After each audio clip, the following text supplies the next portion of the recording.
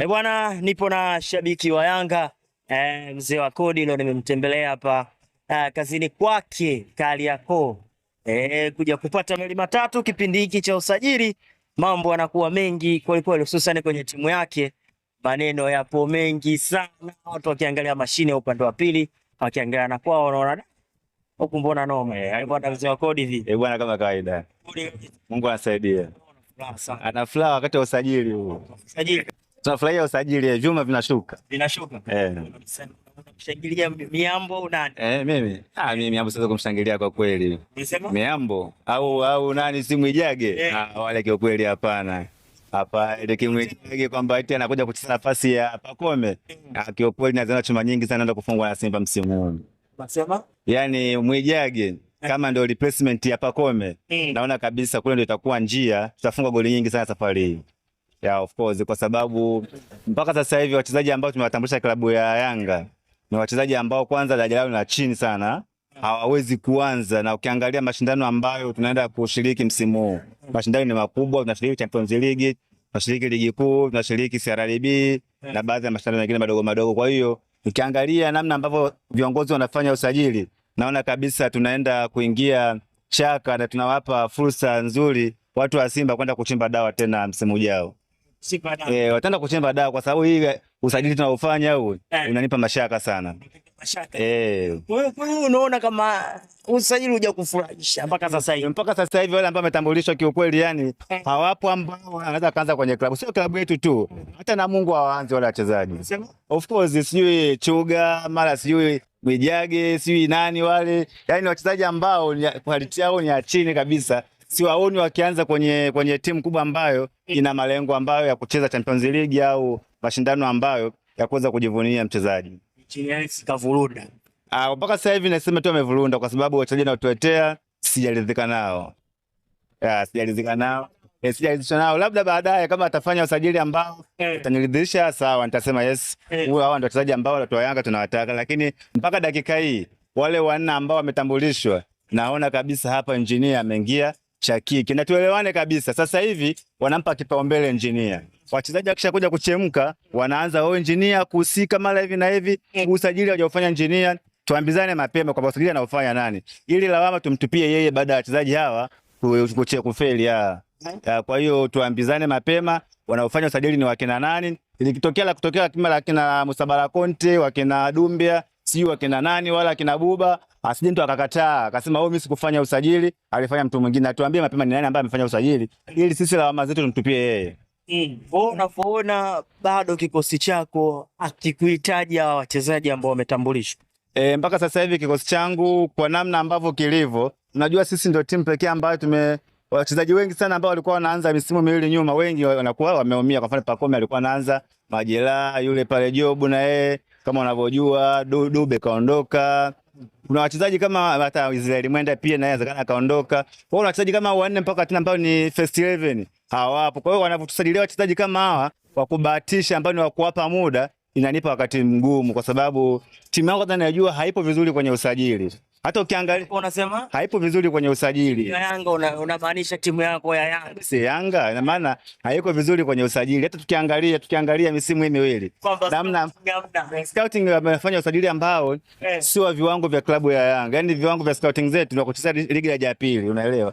Angalia wachezaji waliofanya misimu hii miwili, wengi sana wamechemka. Ambaye ameingia kwenye mfumo ni wawili au mmoja, labda ni Okelo na Mohamed Hussein, lakini wale wengine wote ni wachezaji ambao tumewapa tu hela, tumepoteza hela za bure, wamekuja pale tunavunjia mikataba na kuondoka. Kwa hiyo wawe makini sana kwenye kufanya usajili, ili timu yetu iweze kufanya vizuri zaidi, tuweze kuwa na level mzuri kwa mataifa, tuweze kuwafikia walao Simba ambavyo wanaofanya wao Simba.Lau tuangalie Simba kidogo, tuangalie scouting yake iko vipi, namna anavyofanya. Simuona Simba anavyosajili. Yaani usajili wa Simba unafanana kabisa na usajili wa Real Madrid, maybe Manchester United, Arsenal. Hawabahatisha wakienda kumchukua mchezaji moja kwa moja anaingia kwenye kikosi. Sio kaa bench kwamba tumsubiri kwamba azoeane. Kwenye mpira hakuna kuzoeana. Chukua Kevin Nation kwenye kikosi anaingia moja kwa moja. Chukua sisi nani wale wanaingia kwenye kikosi moja kwa moja, unaelewa? Hakuna muda kukaa bench mara hivi na hivi. Inatakiwa mchezaji anasajiliwa kwa jaji acheze. Usimweke mbegu eti kwamba labda atakuja kuzaliana, sio kweli. Sio kweli.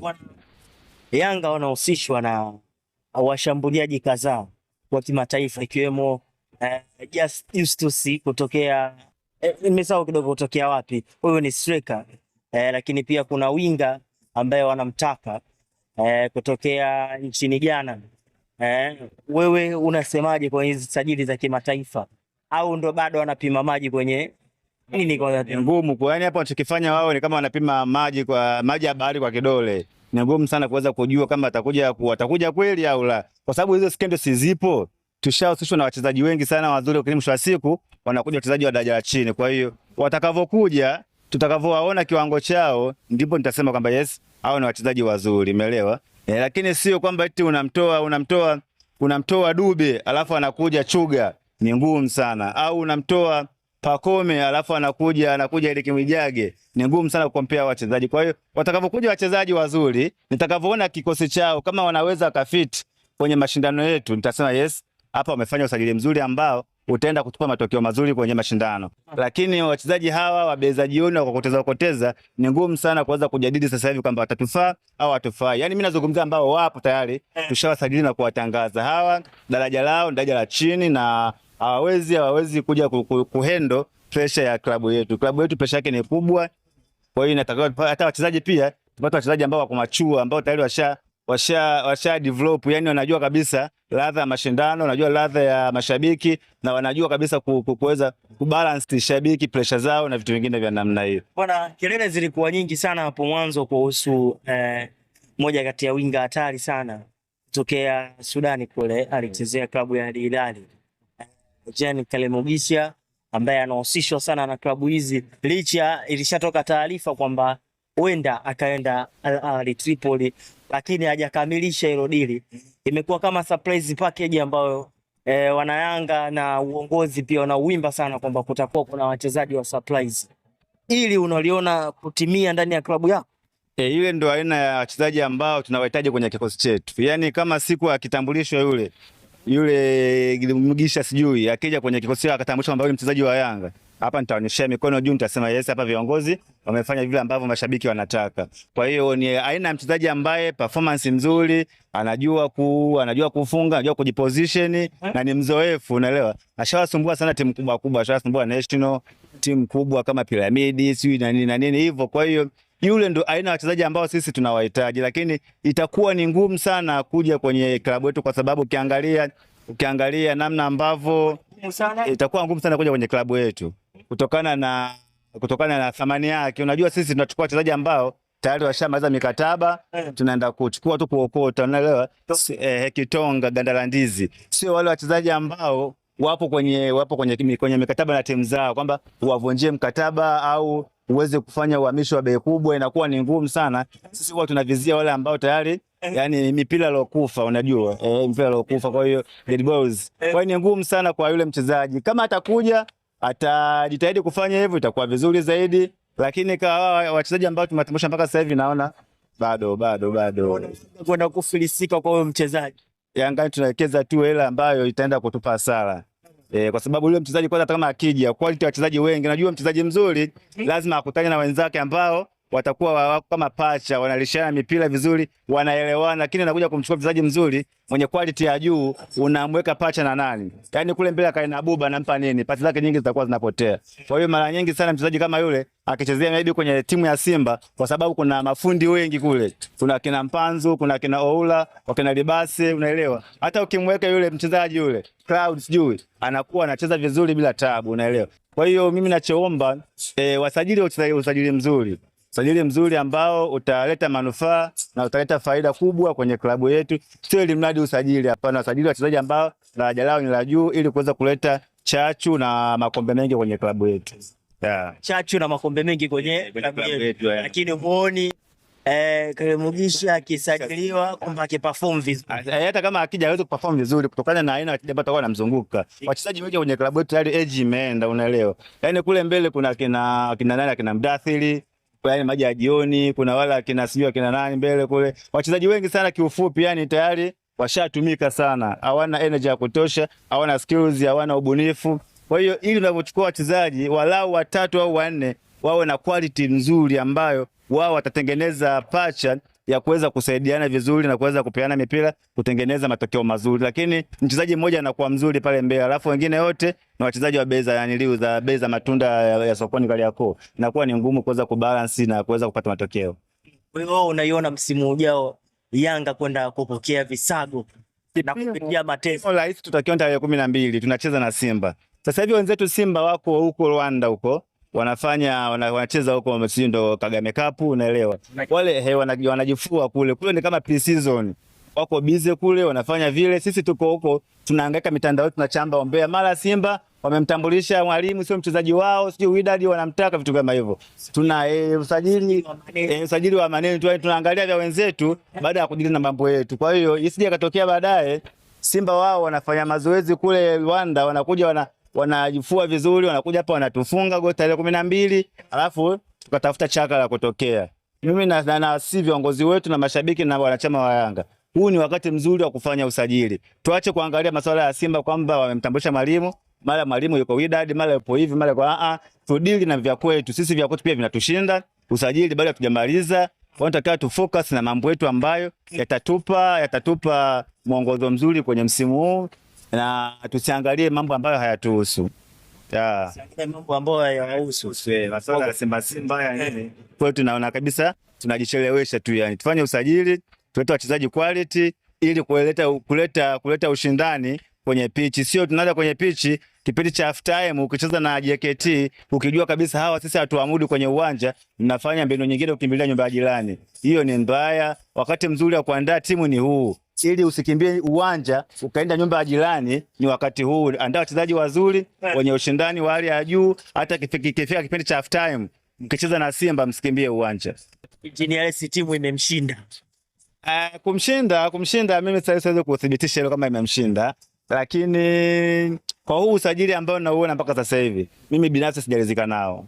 Kama kuna kutoboa msimu ujao. Sioni kama kuna kutoboa kwa msimu huu. Azam, yani bora mimi jana nimeambia watu, yani kama ingewezekana kuwe na exchange. Yani nafasi yetu sisi wakacheze Azam, alafu sisi twende tukashiriki shirikisho, kwa sababu ukiangalia kwa sisi yani hatuna kile kifua cha kuweza kufuana kule mashindano makubwa kama yale. Cha kufuana kwenda kubato na timu kubwa za Champions League. Kutifuana kule, kimbizana kule kunahitaji uzoefu, kunahitaji wachezaji ambao tayari washacheza muda mrefu, kunahitaji akili nyingi sana na mbinu za nje ya uwanja, pamoja na wachezaji ambao wanaujua huo mpira. Kwa hiyo kama ingewezekana sema ndio kwa sababu tu labda sheria zinasemaje sijui, lakini kwa na uwezekano tungebadilishana. Tuwaombe Azam safari hii wacheze wao, alafu sisi tukacheze shirikisho ili kuweza kutunza heshima, kwa sababu sisi tukafunga goli 7-8 kule, mwisho wa siku tukatia aibu taifa kwamba hii timu inatokea Tanzania imefungwa 8, inakuwa aibu ya nchi nzima, haitakuwa aibu ya Yanga peke yao. Kwa hiyo tuwe tunaangalia namna ya kufanya ili kama inawezekana tuwaombe Azam akashiriki, sisi tuende kwa federation. Lakini simemleta nyinyi kocha wa viwango vya kimataifa, yani kombe lake yani hamna. Sasa ile lundo ya makocha umeiona? Yani makocha ni wengi kuliko hata wachezaji, unaelewa? Sasa nafikiri majina hata eleweki, yani wachezaji makocha wanafika hata 10 au 16, unaelewa? Wachezaji wametambulishwa 4. Hayo wanaenda kuwafundisha nani? Na tayari timu ipo sasa hivi kambini, inaanza kujiandaa rasmi. Sasa unalionaje hilo swala kwamba liko sahihi? Kwa hiyo mimi naona kabisa vitu vinavyofanya vingi ni kama story tu kwa zuga mashabiki, lakini usajili bado haujafanyika na viongozi wana kujifunza kwa Simba, wakae chini, washushe mashine ambazo zitaenda kutoa matokeo mazuri. Nini anazuga kwenye usajili? Watuletee mashine ambazo zinaeleweka, yani wao wasisajili ili kusajili, wasajili wachezaji wa daraja la juu. Daraja la juu kama wanaenda zako kuelekea maana pre-season tulizoea mnaenda Kaizer Chiefs au wapi, lakini sasa hivi pre-season hatuoni, mmetulia tu nyumbani ya Victoria. Watu wanajiuliza JSM boss hela imekata au ndo engineer kashachikichia au ndo uwanja stress za uwanja? Hamna, labda mipango tu haijakaa sawa, lakini sio issue sana kwenda pre-season, unaelewa? Sio issue sana kwa sababu kama timu unayo mzuri, hata kama usipoenda pre-season ni sehemu.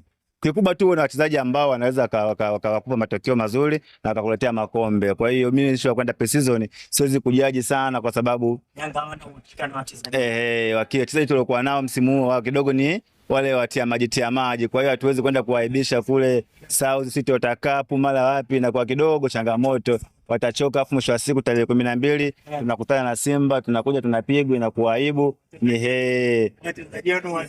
Ni bora akae hapa tu relax, ili mradi maisha yaendelee. Maisha mengine yaendelee. Moja la mwisho.